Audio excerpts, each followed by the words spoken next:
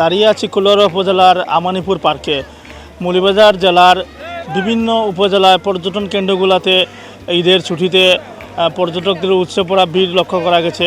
বিশেষ করে মৌলভীবাজার জেলার কুলাউড়া উপজেলার আমানীপুর পার্ক, প্রীতিমবাসা, নবাববাড়ি, লংলা চা বাগান, হাকালুকি হাওর, ইস্পাহানির যে চা বাগানের গগনটিলা সহ কালা পাহাড়ে দেশের বিভিন্ন এলাকা থেকে পর্যটকরা এখানে ছুটে এসেছেন এবং আনন্দ ভাগাভাগি করে নিচ্ছেন ঈদের। এবং এখানে বিভিন্ন পর্যটন কেন্দ্রগুলোতে এই পর্যটকদের উপস্থিতি লক্ষণীয় ছিল ঈদের ছুটিতে।